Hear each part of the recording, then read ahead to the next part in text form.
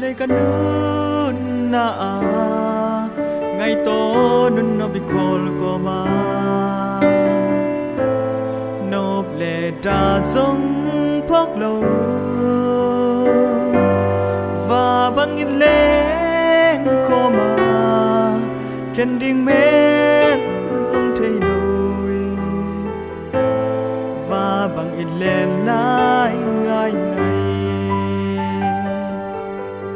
khen cây ní gì ya ni ghé lung tộc tông chăm tê tua tê quỳ ya ya tu nang la bao gió ang hùng gió sắn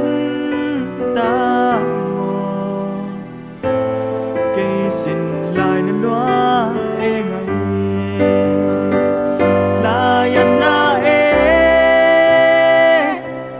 cây xin lại đến loa sang e ngày in ghi bằng hùng khen dân mô tuôn cây kia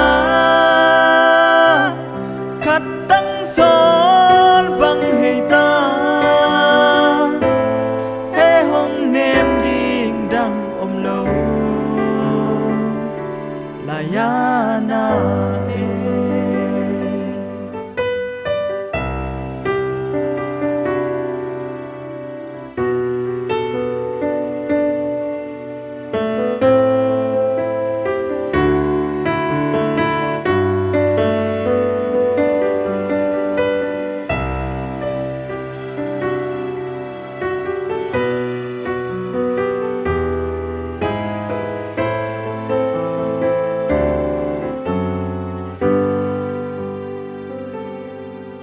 khen cây ní gì ya ni ghé lung tộc tông chăm tê tua tê quỳ ya ya tu nang la bao gió ang hùng gió sắn ta mò cây xin lại năm đó e ngày yan na e cây xin lại nên loa sang e ngày in ghi bằng hùng khen sen mô tuôn cây kia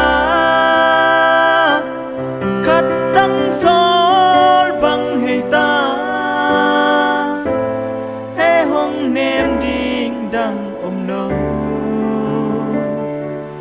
ya na la ya na cây xin lại nên loa sang e ngày in ghi bằng hùng khen sen mô tuôn cây kia khát tăng gió bằng hay ta nêm đi đang ôm lâu là ya na